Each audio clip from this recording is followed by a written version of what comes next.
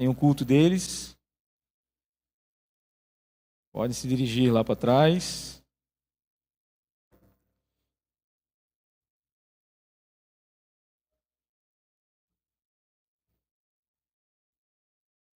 Semana passada a gente começou a falar sobre parábolas. E hoje a gente vai falar sobre uma parábola muito conhecida da gente, a parábola do bom samaritano. Por quê? Ok. Não sei se alguém nunca ouviu essa parábola, mas se não ouviu, vai ouvir hoje. A gente vai falar um pouquinho sobre ela. É uma história. Jesus contava histórias, contava parábolas para ilustrar ou contar algo mais profundo, ou talvez algo espiritual, sei lá, explicar coisas acerca do reino de Deus. Então ele contava algumas histórias de coisas que eram vivenciadas diariamente pelo povo. Essa história, em especial, ela tem algumas coisas aqui que são muito naturais, talvez possibilitando que essa história seja real, tenha acontecido. E alguém tenha contado para Jesus. Jesus fez esse caminho várias e várias vezes, tanto indo a Jerusalém, quando voltando de Jerusalém, quando ele não ia pela Samaria. Jesus era corajoso, era um dos poucos judeus, e seus discípulos também, eram um dos poucos judeus que passavam pelo território da Samaria, mas muitas vezes, como todo bom judeu daquela época, ele também fazia contorno, né? Descia de Jerusalém até Jericó, passava pela Pérea, por Decápolis e chegava na Galileia, onde era a sua casa. Mas ele fez esse caminho várias e várias vezes. Tem algumas curiosidades sobre o caminho. Primeiro, é provável, né, dos versículos 38 em diante, é provável que Jesus estivesse próximo ou estivesse ali em Betânia, na casa dos seus amigos, Lázaro, Maria e Marta. E Betânia ficava no caminho. Descendo de Jerusalém, a primeira cidade, primeiro vilarejo, era Betânia. Então, indo em direção a Jericó, e é possível que Jesus estivesse ali naquele lugar quando ele teve esse encontro com esse mestre da lei, com esse perito da lei. A descida de Jerusalém a Jericó, ela tem 1 quilômetro de descida. Deixa eu continuar aqui, senão não vai dar para entender. 27 quilômetros de distância, mais 1 quilômetro de descida. Jerusalém encontra-se a aproximadamente 850 metros de altitude. E Jericó fica a aproximadamente 250 metros abaixo do nível do mar. Então é uma descida de 1 quilômetro, tanto que descer de Jerusalém a Jericó a pé dava cerca de 7 horas de viagem, dependendo de como você caminhava, né? A gente caminha mais rápido, a gente caminha devagar. Mas dava cerca de 7 horas de viagem, e a subida cerca de 8 horas e meia, indo de Jericó a Jerusalém, cerca de 8 horas e meia. Você vai ver várias vezes no Evangelho que Jesus, quando ele está indo de Jerusalém a Jericó, ou de Jericó a Jerusalém, ele inicia essa viagem no início do dia. E os relatos, a narrativa bíblica vai dizer: logo de manhã cedo, ou logo cedo, partiu Jesus com seus discípulos, indo de manhã cedo, porque era muito perigoso. Era um relevo acidentado e uma estrada propícia para assaltos. Existiam muitos roubos ali. Jericó era uma das cidades mais importantes daquela região, uma cidade de um comércio muito grande, recebia mercadoria vinda do Oriente e passava tudo em Jericó ali. Então era uma cidade muito forte, muito grande, de maneira comercial, frequentada por judeus, mas também frequentada, por exemplo, por samaritanos. Os samaritanos não desciam a, a Jericó pelo mesmo caminho dos judeus. Os judeus desciam por uma estrada e os samaritanos vinham de Sicar por outra estrada para ir a Jericó fazer comércio. Talvez era um dos únicos lugares daquela região que judeus e samaritanos tinham que conviver dentro, ao fazer comércio naquela cidade. Então, era uma estrada com muitos riscos para os viajantes. Ninguém viajava de noite, por exemplo, né? Por ser um relevo acidentado, muitas pessoas, os ladrões se escondiam e conseguiam assaltar as pessoas. Ali tem uma foto mais ou menos de como era, e como é mais ou menos aquela estrada, a estrada antiga de Jerusalém a Jericó. Aí tem uma foto. Jericó está lá ao fundo, não dá para ver, mas ali tem uma placa de pedra dizendo que Jericó é a cidade mais antiga do mundo. Existem arqueólogos já encontraram ali as ações humanas, construções humanas mais antigas do mundo, por isso que Jericó é considerada a cidade mais antiga do mundo. Mas vamos lá, vamos para a parábola, Lucas capítulo 10, vamos começar lendo do verso 25, para introduzir a parábola ali, a conversa e por que surgiu essa parábola, por que Jesus contou essa história. Certa ocasião, um perito na lei, ou mestre na lei, levantou-se para pôr Jesus à prova. E ele lhe perguntou: Mestre, o que preciso fazer para herdar a vida eterna? O que está escrito na lei? Respondeu Jesus. Como você a lê? Ou como você a interpreta?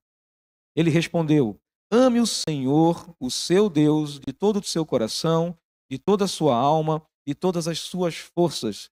Deuteronômio capítulo 6, verso 5. E ame ao seu próximo como a si mesmo. Levítico 19, 18. A lei existiam não apenas 10 mandamentos. Quando fala lei na Bíblia, ou Torá, é os 5 primeiros livros da sua Bíblia. Gênesis, Êxodo, Levítico, Número e Deuteronômio. Esses 5 livros representam o que eles chamam de lei. De vez em quando você vai ver nos evangelhos falando a lei e os profetas. A lei, os 5 primeiros livros, e o resto da Bíblia, eles chamavam de profetas. Então, a lei são os 5 primeiros livros. Na lei não incluem apenas 10 mandamentos, como a gente costumeiramente acredita, os 10 mandamentos. Não, são 613 mandamentos. Esses 613 mandamentos, já naquela época, não foi Jesus que criou isso, você lê e pensa que foi Jesus que criou isso, mas já era comum entre os judeus, os mestres da lei, resumir a lei em 2 mandamentos. Tanto que ele fala que ele que responde para Jesus quais são os 2 mandamentos mais importantes, ele responde para Jesus. Deuteronômio capítulo 6, verso número 5, Levítico 19, 18. E ele dá essa intenção, né? A prática da lei se funda no amor. Amor a Deus e amor ao próximo. E disse Jesus: Você respondeu corretamente. Faça isso e viverá. Mas ele, querendo justificar-se, perguntou a Jesus: E quem é o meu próximo? Em resposta, disse Jesus: Um homem descia de Jerusalém para Jericó, quando caiu nas mãos de assaltantes. Estes lhe tiraram as roupas, espancaram-no e se foram, deixando-o quase morto. Aconteceu estar descendo pela mesma estrada um sacerdote. Quando viu o homem, passou pelo outro lado. E assim também um levita. Quando chegou ao lugar e o viu, passou pelo outro lado. Só para ilustração aqui, o sacerdote também é levita. Os 2 são levitas. Mas sacerdote é o descendente de Arão, Cohen. Ele tinha a função talvez principal na adoração judaica, no culto judaico, aquele que oferecia os sacrifícios. Somente os descendentes de Arão podiam fazer isso. Mas os outros da tribo de Levi também serviam ao Senhor e faziam parte da adoração a Deus. Na música, no cuidado do templo, no cuidado dos utensílios, no carregar alguns utensílios. Então eles tinham algumas funções na portaria do templo, né, organizando as questões ali. Então eles tinham funções. E essas funções eram, vamos dizer assim, não era uma coisa que acontecia sempre. Eles tinham uma escala de cumprir a sua função. Tanto os sacerdotes, né, como os sumos sacerdotes, os sacerdotes e todos os levitas tinham escalas por famílias. Então eles separavam essas escalas e as pessoas serviam ali 2, 3 semanas por ano. Então, às vezes ele ia servir só 6 meses depois, ou ia servir só lá 1 ano depois. E aqui esses 2 passam, olham para o homem moribundo e não o ajudam.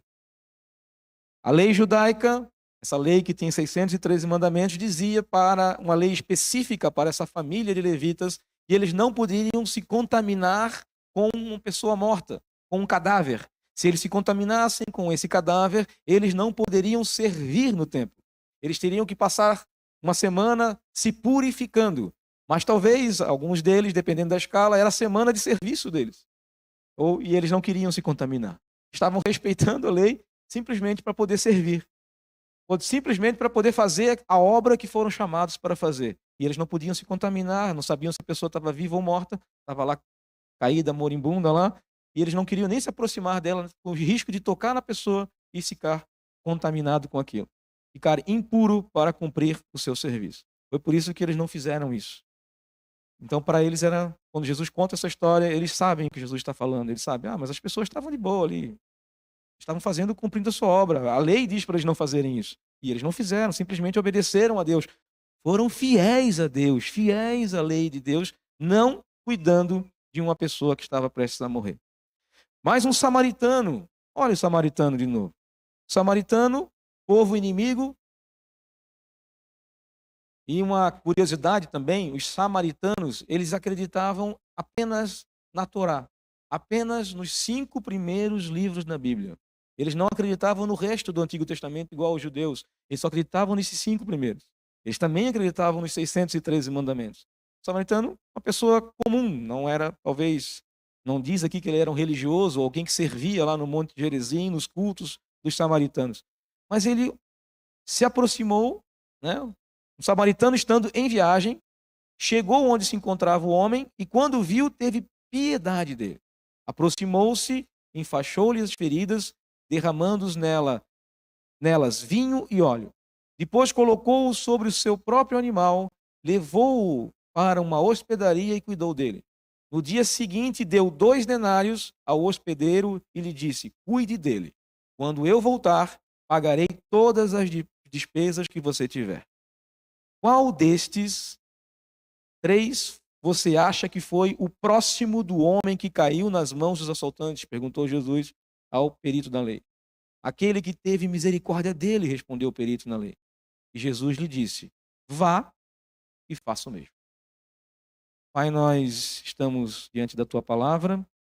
Que o Senhor nos abençoe, que o Senhor nos oriente, que o Senhor nos ilumine, que o Senhor direcione todas as coisas no nosso coração. O Espírito Santo nos convença de algo que precisa ser convencido e nos transforme conforme o teu poder, para que nós possamos colocar em prática aquilo que o Senhor nos ensina na tua palavra. É isso que nós te pedimos, nos submetemos à tua palavra, nos submetemos ao teu Espírito nesse momento, em nome de Jesus. Amém. Esqueci de passar aqui, né? E no final vocês não leram.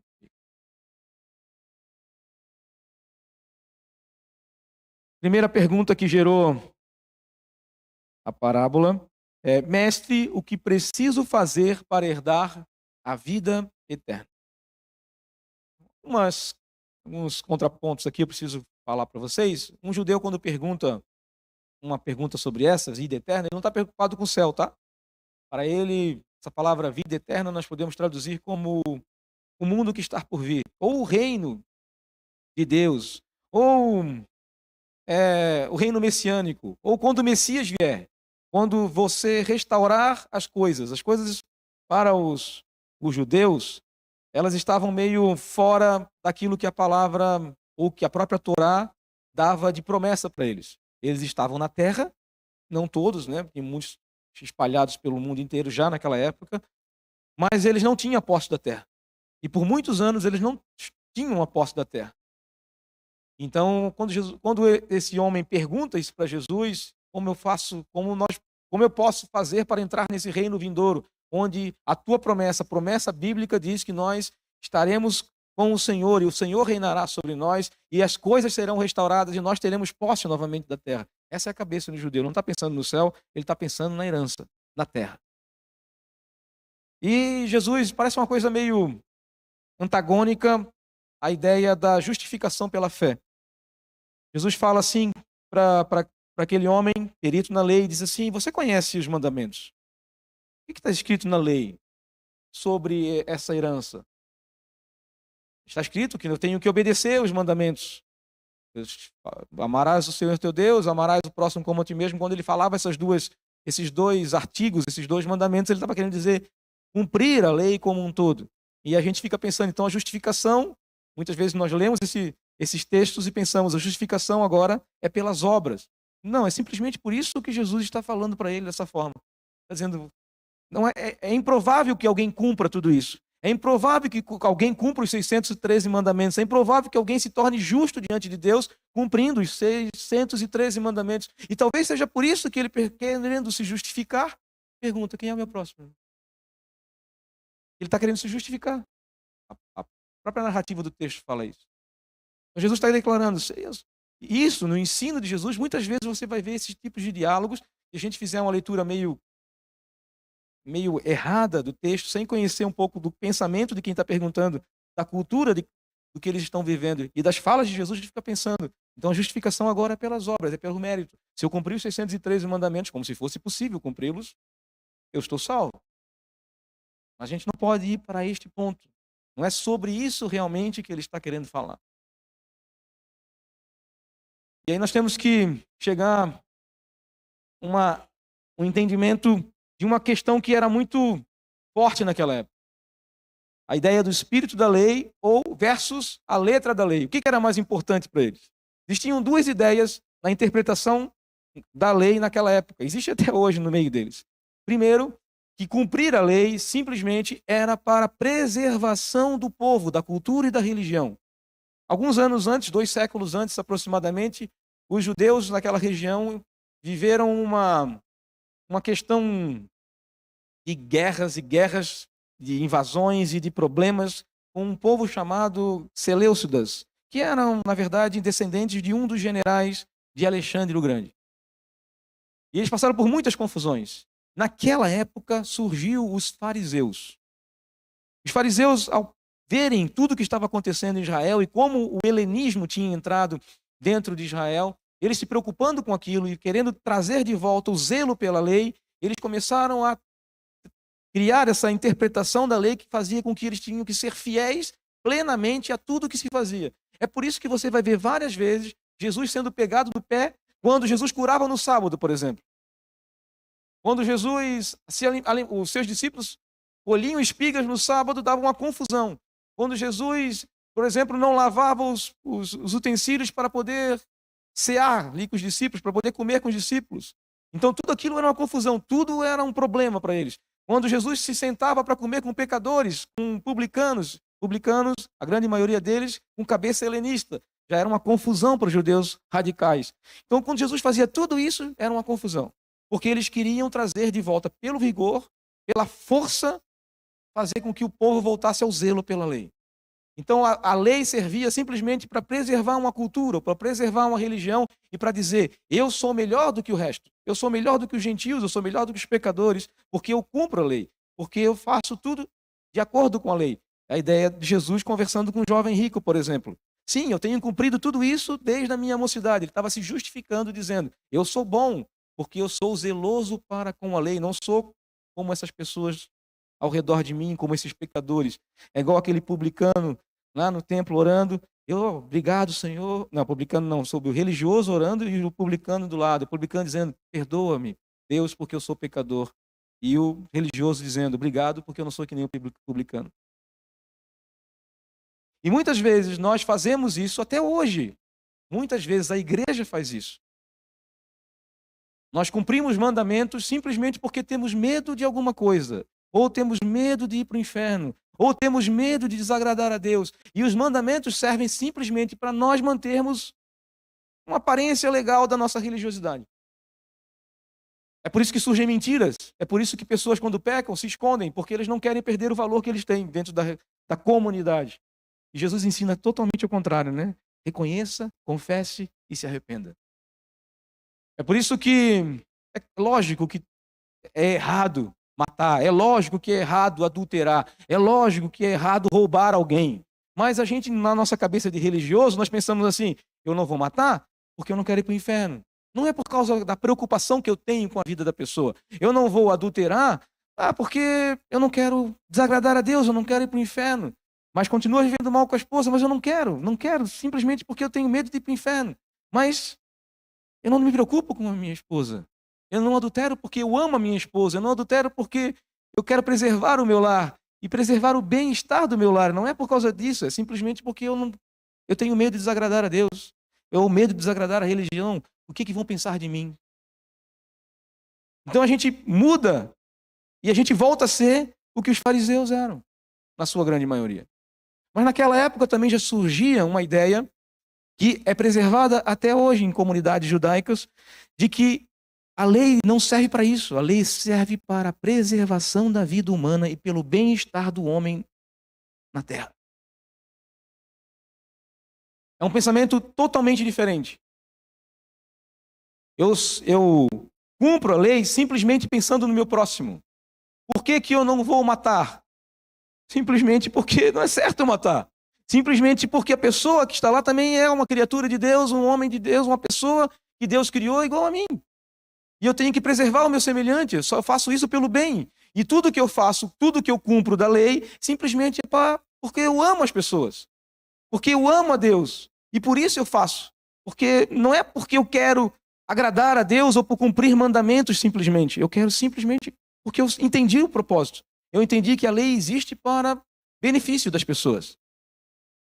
É uma forma que Jesus falou, por exemplo, quando ele, falando sobre o sábado também, ele disse, o sábado ele não existe por causa do homem. Mas não, o homem não existe por causa do sábado, mas o sábado existe por causa do homem. O sábado é para o nosso bem e não é uma regra religiosa para a gente não pecar, mas é para o nosso bem-estar. Deus criou o descanso simplesmente para a gente não ficar trabalhando 24 horas por dia, 7 dias na semana.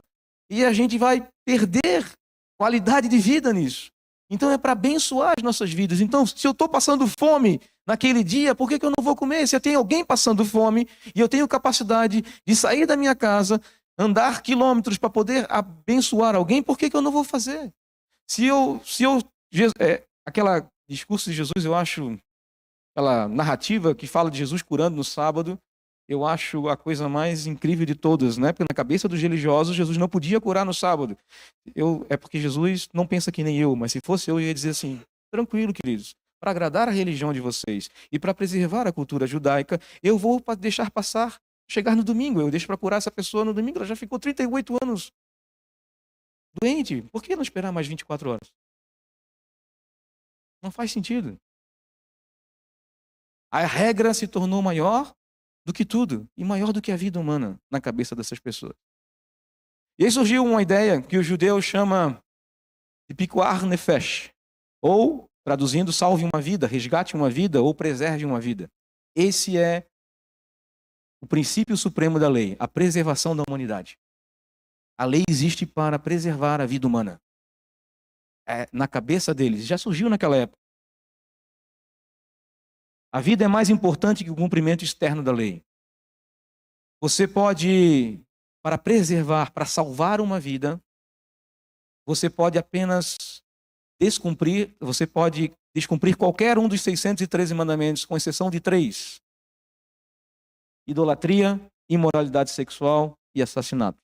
Talvez seja por isso que no Concílio de Jerusalém, eles falaram assim para os gentios: vocês não precisam se circuncidar, mas vocês precisam se abster da idolatria, da imoralidade sexual e de comer carne com sangue. Sangue representa a vida. O resto, vocês estão liberados, vocês não precisam se circuncidar. Vivam a vida de vocês conforme a cultura de vocês. Apenas amem a Deus e não façam essas 3 coisas. Essa doutrina é conhecida até hoje. No tempo moderno, eu citei de manhã, vou citar 2 casos. Em 1973, no dia de Yom Kippur, 5 nações árabes invadiram Jerusalém, invadiram o território de Israel para fazer guerra contra Israel. O dia de Yom Kippur para um judeu é um sábado. Sábado não é dia da semana. Sábado é um feriado. Sábado é um dia que você não trabalha. Sábado significa descanso. Então, qualquer feriado em Israel pode ser sábado. Em algumas partes da narrativa bíblica, fala que é sábado, mas na verdade é um feriado. Não quer dizer que seria o sábado, dia da semana. Nesse dia, 5 nações árabes, todo judeu faz jejum de 24 horas nesse dia. Nenhum deles sai para trabalhar. Eles se preservam para oração, todos eles nesse dia. Foi perspicaz, foi uma artimanha do inimigo atacar os israelitas nesse dia. Primeira-ministra de Israel, então, Golda Meir, na rádio, dá um discurso convocando os judeus para Pikuar Nefesh, em defesa da vida. Peguem armas, comam alguma coisa, saiam do jejum, peguem armas e vão defender a nossa terra. Eles fizeram isso. E eles disseram, e ela tem que explicar, não precisa explicar, isso não é pecado. Eles entendem que não é pecado por causa desse princípio, por causa dessa doutrina. Agora, em 2020, na época do Covid, as comunidades judaicas em Nova York, no estado de Nova York, estavam se reunindo aos sábados. E ninguém impedia eles de se reunir ao sábado. Não é como no Brasil, que tinha um decreto impedindo eles de se reunir aos sábados. Eles se reuniam aos sábados mesmo com o Covid, mesmo com a doença se propagando no estado. E aí o governador do estado de Nova York falou assim para a comunidade judaica: Pikuar Nefesh, preservem a vida. Vocês não vão pecar se vocês não se reunirem no sábado para orar. Ou não se reunirem em culto no sábado nas sinagogas. Não vão pecar, mas se vocês estiverem em casa, vocês não vão pecar, vocês não estão descumprindo nenhum mandamento. A preservação da vida é muito mais importante do que isso. É o que Jesus quer ensinar para esse homem. A vida daquelas pessoas é muito importante. A vida daquele homem moribundo era mais importante do que você ir para o templo prestar um sacrifício. Ah, mas eu não vou prestar o sacrifício simplesmente porque eu vou me contaminar. E aí eu não vou poder servir. Eu não vou na igreja simplesmente porque eu não posso tocar nesse morto aqui. E eu não vou poder ir na igreja, eu não vou poder ir no culto, não vou poder ir no domingo. Eu falei de manhã e vou repetir, querido, se teu vizinho estiver passando alguma dificuldade, no horário do culto, e você precisar levar ele no médico, ele não tem carro para ir, ou ele não tiver como ir, não venha para o culto, vá levar ele. Não tem problema algum. Se eu sentir a sua falta, a partir de hoje eu vou entender que você está ajudando alguém. Aí agora é a tua consciência. Procure algo para fazer se você faltar. Faça isso, faça o bem. Na cabeça daqueles religiosos, dos levitas ali, do sacerdote e do levita, eles estavam fazendo algo de bom para Deus, não ajudando a pessoa. Parece incoerente para nós hoje, mas para eles não era incoerente. Jesus ilustra uma história que era comum, isso seria comum em qualquer momento. Eles não se contaminarem, não se aproximarem de pessoas que eles consideravam pecadores, era normal. Quando Jesus se aproximava, eles já diziam para Jesus: mas como que tu come com pecadores? Como que tu come com publicanos? Mas eles achavam aquilo ali algo do outro mundo, porque para eles o amar a Deus ia acima do amar ao próximo. Mas João vai dizer, lá na sua carta, na sua primeira epístola, que, no capítulo 5, que se você diz amar a Deus, que você não vê, e diz odiar o seu próximo, que você vê, você é mentiroso. Porque não dá para amar a Deus odiando o seu próximo. E é essa ideia que Jesus está querendo passar para o período na lei. Ele está dizendo: querido, vai e faça isso aqui que eu estou ensinando para você. Você quer verdadeiramente entender e obedecer a Deus, quer honrar a Deus ou prestar um culto que agrada o coração de Deus, ajude as pessoas. Ajude o seu próximo. Ame verdadeiramente o seu próximo. Eu já fiz essa releitura com vocês em algumas vezes. A ideia hebraica de amarás o teu próximo como a ti mesmo não dá a nós a possibilidade de dizer assim, como já disseram para mim algumas vezes: mas eu nem me amo direito, como é que eu vou amar meu próximo? Não faz sentido. Eu nem me amo. Já falaram isso para mim. A ideia é basicamente assim: amarás ao teu próximo como você gostaria de ser amado por ele. Muda tudo, né? Muda completamente. Você vai agir para com o teu próximo da mesma forma que você gostaria que ele agisse com você. E não é só uma reação. Não é simplesmente uma reação, é uma ação mesmo. Quando Jesus diz assim para os discípulos, ensinando os discípulos, eu quero que agora vocês... Primeiro ele diz assim, é muito fácil amar quem ama vocês. Né? A lei diz, ame os teus amigos, ame os teus irmãos, mas odeie o teu inimigo. Não. Vamos mudar, vamos reinterpretar isso. Vamos fazer diferente. Agora que vocês que são luz do mundo, vocês que têm que ter uma justiça que excede a dos fariseus e religiosos, eu quero que vocês entendam uma coisa diferente. Eu quero que agora vocês amem os vossos inimigos. Se um deles pedir um copo d'água ou algo para comer, dê a eles. Se algum deles tiver frio e estiver passando, pedindo uma capa para você, para se proteger do frio, dê a ele 2. Se algum deles te convidar para andar uma milha, ande com ele 2. Andar uma milha, ter um momento de comunhão com ele, ande com ele mais um pouquinho. Tenha um momento maior de comunhão, de diálogo, de conversa com ele. Caminhe mais tempo com ele. Parece difícil demais fazer isso, mas isso verdadeiramente é amar o próximo como eu gostaria de ser amado. Você não gostaria de ser tratado assim por alguém? Você gostaria. Então, você gostaria de ser tratado de uma forma, trate da mesma forma que você gostaria de ser tratado. E ninguém aqui é masoquista, né?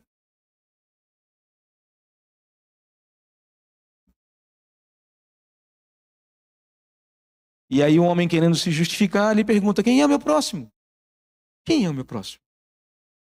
Eu respondo para você, o próximo é sempre alguém que precisa, tem uma necessidade de vida e você pode ajudar.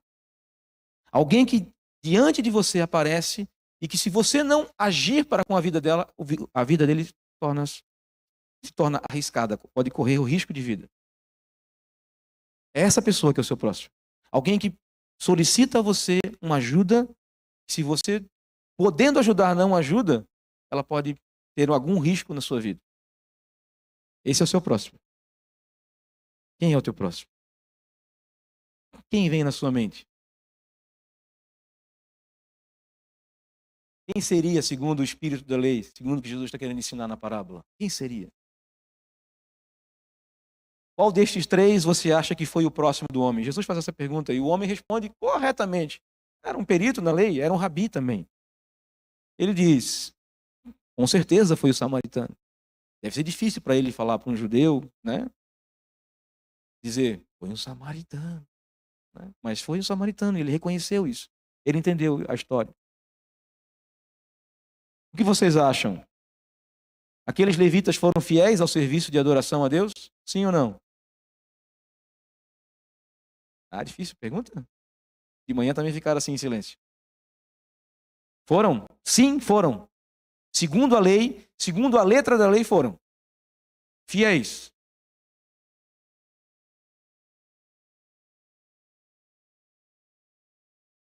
Paulo também se achava fiel quando perseguia os cristãos.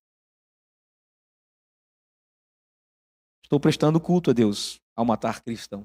Ele se achava dessa forma.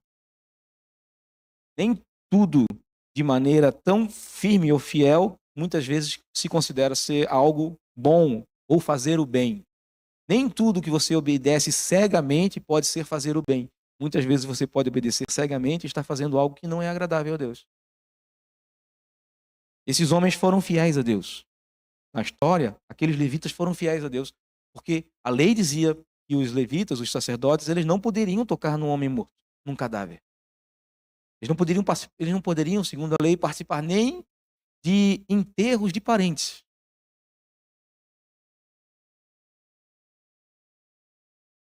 Isso quer dizer que eles amavam a Deus por ser fiéis a Deus? Talvez, do jeito deles, amavam a Deus. Aqueles levitas amaram o próximo? É fácil essa, né? Óbvio que não. Não amaram o próximo. Mas eles acreditavam estar amando a Deus. Mas se Deus diz que, a Bíblia fala que se eu não consigo amar o meu próximo, mas digo amar a Deus, esse amor não é genuíno, esse amor não é válido. É um amor de palavra. Mas o amor, na cabeça do judeu, significava uma doação. E não apenas algo de palavra. Eu te amo, não faz sentido para eles. Dizer eu te amo sem nenhuma prática, sem nenhum ato, sem nenhuma atitude de carinho, sem nenhuma atitude de amor, não faz sentido para eles. Para eles, amar é dar, oferecer alguma coisa. Porque Deus amou o mundo de tal maneira que Ele deu. Portanto, nós podemos chegar a de acordo com a parábola, nós podemos dizer que aqueles levitas amaram ou não a Deus? Não. Foram fiéis à letra da lei, ao mandamento da palavra de Deus, mas não amaram a Deus sendo fiéis. E é essa ideia que Jesus queria constranger o perito a entender. Quando ele diz no final, vá você e faça o mesmo agora. Você lembra de outras passagens que Jesus fala isso, né? Vá e faça o mesmo. Ele faz isso para os discípulos, ele fala em outras passagens. Ele dá um ensino e depois ele diz, agora eu quero que você vá e faça o mesmo. Porque se você fizer o mesmo, ele está respondendo a primeira pergunta, você está cumprindo a lei. Você está herdando a vida eterna. Você está cumprindo aquilo que você perguntou no início. Diante das tuas respostas anteriores, aquelas que você não falou, mas pensou no coração aí, como você prova que ama a Deus? Pode pensar aí, não precisa responder. Como que você prova que ama a Deus? Vindo ao culto? Será que isso é uma prova? Jesus não. A Bíblia ensina que Deus prova o seu amor para conosco, sendo que Cristo Jesus morreu por nós, sendo nós ainda.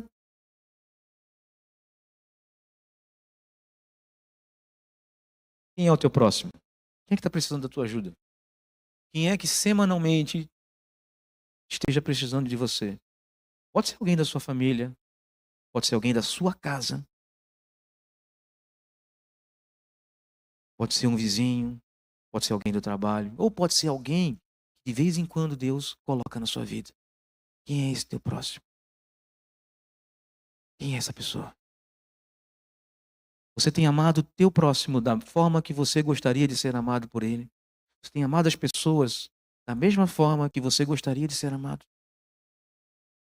Ninguém me ama, né? Começa aqueles ataques de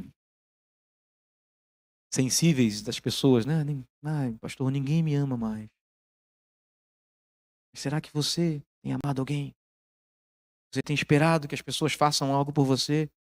Por que você não faz esse algo que você tem esperado que as pessoas façam por você? Talvez seja uma forma de você ser amado também. Você acha possível amar a Deus sem demonstrar amor ao próximo? Eu acho impossível. A Bíblia também acha. Para nós refletirmos aqui, já estamos encerrando. Alguns tipos ensinados no texto aí, a quem Jesus queria se referir. Os ladrões representam as pessoas que amam este mundo, ou as coisas desse mundo. Pessoas que estão interessadas, simplesmente interessadas, se relacionam contigo simplesmente por interesses próprios. São essas as representações daqueles ladrões. Pessoas que buscam seus interesses nos relacionamentos que a gente tem com elas. Jesus fala que o ladrão vem para matar, roubar e destruir. E Jesus fala assim, mas eu vim para que vocês tenham vida, e vida em abundância. A gente usa essa expressão ladrão para o diabo. Mas no texto, se a gente for fazer uma interpretação legal do texto ali, a gente vai perceber que Jesus está falando dele como pastor. Ele está falando de mercenários, ele está falando de ladrões, ele está falando de outros pastores. Talvez esses pastores são pessoas que se envolvem e se relacionam contigo simplesmente para te esgotar, simplesmente para te usar, simplesmente para destruir a sua vida, porque elas têm interesses próprios. E a partir do momento que você não serve mais para elas, essas pessoas se afastam de você. São esse tipo de pessoas que são considerados ladrões desse texto aqui. Talvez Jesus estava se referindo, de alguma forma, a alguns líderes ou alguns religiosos, talvez sim. Pessoas que usavam o povo e, no momento certo, se afastavam do povo, ou deixavam o povo, usavam o povo e excluíam o povo, ou matavam o povo, roubavam do povo, como os ladrões faziam aqui. Então, essas pessoas existem na sociedade, essas pessoas se aproximam da gente. E essas pessoas, na verdade, elas vão querer fazer o mal para a gente, porque elas têm interesses próprios. E você não precisa ser uma pessoa assim. Como cristão, discípulo de Jesus, você não pode ser uma pessoa que se aproxima de outras pessoas, não para amá-las, mas para usá-las simplesmente em benefício próprio. Quando a gente fez a série Feridos na Igreja, a gente falou sobre muitos líderes religiosos que são abusivos e fazem isso. E eles usam o povo simplesmente para benefícios próprios. Se afaste de tais pessoas. Tome cuidado. Geralmente, aquelas pessoas não faziam esse trajeto com medo de serem assaltadas durante a noite. Ou não faziam sozinhas. Aquele homem aparentemente estava sozinho. Geralmente eles faziam em grandes grupos, para não terem o risco de serem assaltados facilmente. Os levitas representam as pessoas religiosas, pessoas que simplesmente fazem para agradar a sua religiosidade. Como o pastor José falou aqui no momento de oferta, a gente já fez isso várias e várias vezes. Uma irmã veio me procurar essa semana, faz algumas semanas atrás, ela veio me procurar querendo se justificar. Pastor, eu não estou dando dízimo. E eu falei, a gente não cobra o dízimo. Não tem problema. Isso não impede você de se reunir com a gente. Você pode vir, não, mas eu gostaria de dar. Que bom. E eu perguntei, por que você não está dando? Aí ela contou a história, eu estou ajudando uma família em necessidade. É assim, contou a história, a igreja também está ajudando essa família agora. E eu falei, tem um motivo legítimo. Você está dando muito mais do que deveria. Você está fazendo a obra de Deus. Não se preocupe com isso. E a gente já falou isso para várias pessoas. O que o José falou aqui é uma verdade. As pessoas se preocupam com isso. É um motivo bom, sim, quer ser generoso, está participando de uma comunidade, quer ajudar, quer poder participar das coisas que são feitas nessa comunidade. Isso é genuíno, isso é generosidade. Mas quando você está passando por alguma dificuldade na sua casa, queridos, cuida da dificuldade da sua casa, cuida do seu lar, porque isso é bom e agradável ao Senhor. Faça isso, faça o bem ao próximo, faça o bem à sua família. Deus vai te abençoar e vai te dar condições de ajudar também a comunidade. A gente tem feito bastante também. E com a ajuda de vocês a gente tem feito bastante. Mas se você puder ajudar, ajude. Você não coloque a religião acima das pessoas. Nunca faça isso. É isso que Jesus está querendo ensinar. Não coloque a religiosidade acima das pessoas. As pessoas são mais importantes. São com as pessoas que Jesus se importa. Não é com os lugares, com os ambientes religiosos que ele se importa. As pessoas são muito mais importantes que os lugares religiosos. O samaritano representa Jesus. Rejeitado, oprimido, sofredor, não aceito pelos judeus. Então ele representa Jesus, um tipo de Jesus. Jesus não era samaritano. Jesus era galileu de Nazaré, apesar de ter nascido em Belém, da Judéia, ele era de Nazaré e talvez morasse em Cafarnaum, a sua casa, a sua residência depois de adulto. Alguma vez falaram assim, a Bíblia diz isso, pode vir alguma coisa boa de Nazaré? Existia um certo tipo de rejeição aos nazarenos, aos galileus, de alguma forma. E eles eram identificáveis, né? E a rejeição vinha, eles eram identificáveis. Quando você vê lá no Atos capítulo 2, quando o Espírito Santo desce sobre aqueles homens, todos eles galileus, e as pessoas olham assim e veem, não são eles galileus? Por que eles estão falando as nossas línguas? Você está falando com sotaque. Falavam em novas línguas, nas línguas daqueles povos conhecidos, mas falavam com sotaque de galileu, tá? E eles eram reconhecidos como galileus. Pedro também foi reconhecido como galileu quando rejeitou Jesus, quando negou Jesus 3 vezes. Então, eles tinham as características próprias, mas eles eram rejeitados pela grande maioria daqueles que moravam na Judéia e em Jerusalém. Então, Jesus eram rejeitados. Se parecia muito com esse samaritano que ajuda, que nos cura, que nos liberta, que nos traz para perto, que nos ajuda a caminhar, que nos faz levantar, que nos dá vida e vida em abundância. Jesus, ali na história, fala que eram remédios da época. Ele fala que as feridas daquele homem foram tratadas com vinho e com óleo, que representam o Espírito Santo. Então, a ação de Jesus sobre as nossas vidas nos dá o Espírito Santo, nos faz viver uma nova vida nele. Padre Antônio Vieira, foi lembrado, eu já conhecia essa história. Ele fala que essas três figuras representam algo que nós temos na sociedade. Os ladrões pensam assim: o que é teu é meu, eu posso ter. Então as pessoas se aproximam da gente pensando assim: eu vou me aproveitar daquilo que aquela pessoa tem, porque o que ela tem é meu também. Os levitas, os religiosos, geralmente pensam assim. Indiferença religiosa geralmente acontece. Se você tem isso, pense muito bem na sua fé. Não seja indiferente para com as pessoas. Os indiferentes pensam assim: o que é meu, o que é dele é dele. Não foi assim que Jesus nos ensinou. Mas o samaritano pensa assim: o que é meu é teu também. O que é nosso, eu vou colocar um pouco mais, né? O que é nosso, o que é meu é nosso. O que é meu pode te servir, é teu também. Era assim que a igreja primitiva pensava. Todos tinham tudo e ninguém tinha falta de. O moribundo representa quem foi salvo por Jesus. Nós, cada um de nós, alguém que estava morto nos nossos pecados, foi salvo, liberto, recebeu nova vida em Cristo Jesus.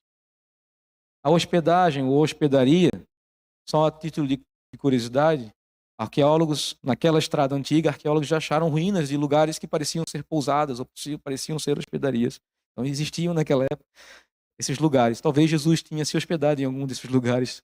Talvez foi nesses lugares que ele ouviu uma história como essa e essa história foi usada para ensinar. A hospedagem representa a igreja.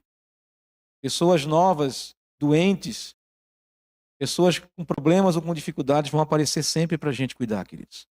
E a responsabilidade do cuidado é nossa. Deus está dando para a gente. A igreja recebia, lá no início do livro de Atos, a igreja recebia, Deus ia acrescentando diariamente as pessoas que iam sendo salvas. Jesus salvava e colocava nas mãos da igreja. E a igreja era responsável pelo cuidado. Nós somos responsáveis uns pelos outros. Cada um de nós aqui é responsável em cuidar uns dos outros. O cuidado mútuo faz parte da vida da igreja. Isso tem que ser importante para cada um de nós. Nós temos que pensar dessa forma. A casa, como nós cantamos aqui, vamos cantar novamente. A igreja é como se fosse essa casa que recebe pessoas para serem cuidadas. E quando elas são cuidadas, elas aprendem também. Vão chegar pessoas novas e elas também se sentem responsáveis em cuidar de pessoas novas. Quando você é bem recebido num lugar, quando você é bem cuidado em algum lugar, você cresce naquilo. Você, quando vê pessoas novas chegando, você se sente responsável também. Porque você quer fazer aquilo que foi feito por você. Nós deveríamos ser assim sempre. Jesus fez tudo por nós. Por que nós não podemos fazer algo por alguém? De graça eu recebi, de graça eu devo dar. Se eu fui amado, eu devo amar. E esse é o grande mandamento que Jesus nos ensinou. Vos dou um novo mandamento vos dou. Que vocês se amem uns aos outros como eu os amei. Da mesma forma que eu fiz, façam vocês também. Amem uns aos outros. Essa é a grande lição de tudo. Então, essa hospedaria representa cada um de nós vivendo em comunidade, como casa de Deus. Esse lugar de proteção, casa, representa proteção, representa comunhão, representa reunião de pessoas, representa família. E nós somos essa família de Deus. Quando tem alguém doente na sua família, o que você faz? Você cuida. Se você ama, você cuida. É assim que deve ser no nosso lugar. Sempre virão pessoas com necessidades e com dificuldades. E a responsabilidade nossa como igreja é cuidar dessas pessoas. Para finalizar, o louvor pode subir. Quem ama a Deus, ame também seu irmão. 1 João, capítulo 4, verso 21. E essa é a parte B do texto. A parte A diz assim: este é o mandamento que Cristo nos deixou. Mais ou menos isso. Vou até abrir aqui para a gente não errar, não falar nenhuma besteira. Vamos ler o verso 20.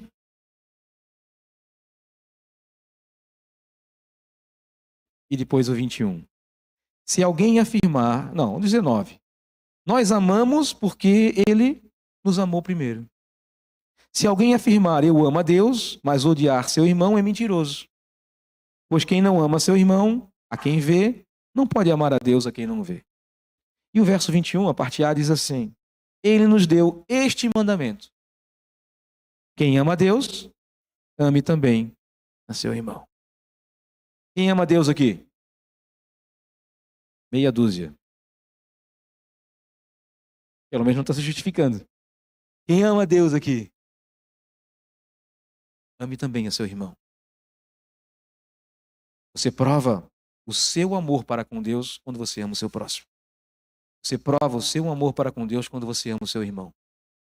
Você prova o seu amor para com Deus quando você ama aquilo que Deus fez, aquilo que Deus criou, a excelência da sua criação, o ser humano.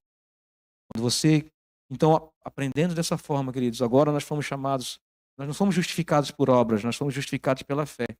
Mas quando salvos, nós fomos chamados para fazer boas obras. Fazer boas obras é sim, cumprir os mandamentos de Jesus. É sim abençoar pessoas, é sim cuidar de pessoas. Se está no seu alcance fazer isso e você não faz, você está em falta para com Deus. Então, a pergunta que a gente fez antes, quem é o meu próximo? Isso deve ficar no meu coração sempre. E eu repito, o próximo é sempre aquele que está precisando da sua ajuda nesse momento. Esse é o seu próximo. Sempre que você tiver essa dúvida que esse religioso teve, é essa resposta que você veio. Aquele que está precisando de mim neste momento é o meu próximo. Eu devo amá-lo. Amém? Vamos colocar de pé.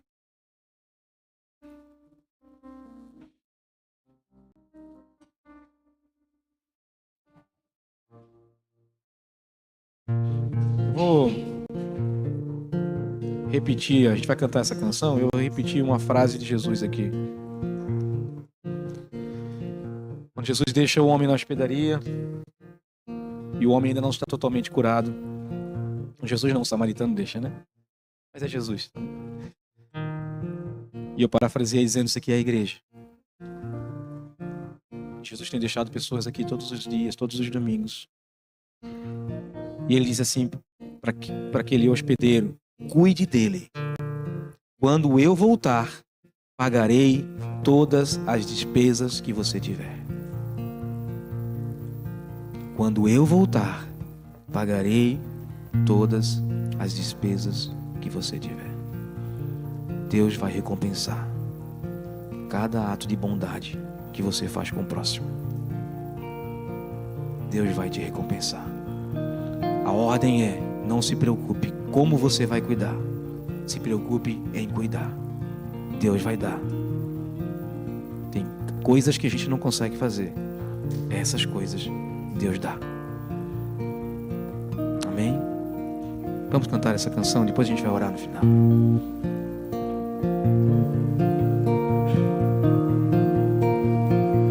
Fui convidado à mesa, larguei minhas defesas e vim reconhecer, não mereci estar aqui. Comigo eu trouxe amigos, felizes ou feridos, gente que escutou esse chamado e aceitou. E é tão bom saber que há lugar aqui. A graça nos chamou pra mesa do Senhor. Há lugar na casa, há perdão na casa. Quando estamos juntos, nosso encontro é casa de Deus Pai. A esperança na casa, recomeço na casa, reunidos nele nós nosso encontro é casa de Deus Pai.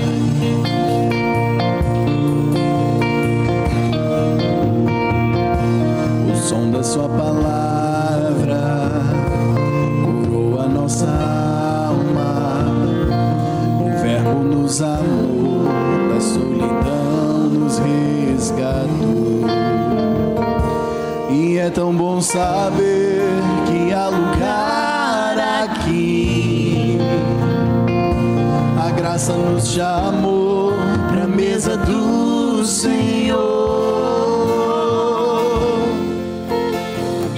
Há lugar na casa, há perdão na casa. Quando estamos juntos, nosso encontro é casa de Deus Pai. A esperança na casa, recomeço na casa. Reunidos nele, nosso encontro é casa de Deus Pai. Há lugar na casa, há perdão na casa. Reunidos nele, nosso encontro é casa de Deus Pai. A esperança na casa, recomeço na casa. Reunidos nele, nosso encontro é casa de Deus Pai. Venham todos os cansados, venham sobrecarregados. Há lugar na casa, há lugar na casa. Venham todos os feridos, venham todos os perdidos. Há lugar na casa, há lugar na casa. Venham todos os cansados, venham sobrecarregados. Há lugar na casa, há lugar na casa. Venham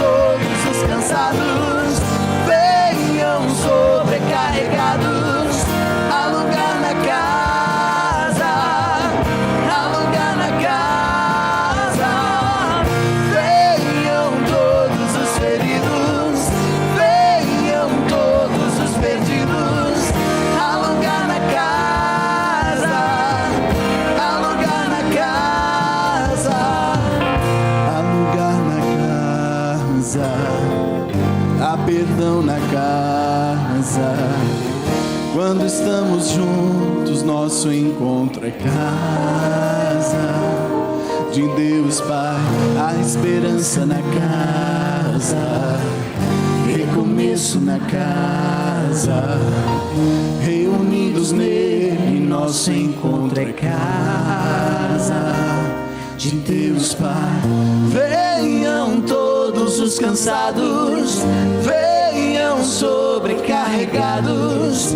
Há lugar na casa, há lugar na casa. Venham todos os feridos, venham todos os perdidos. Há lugar na casa, há lugar na casa.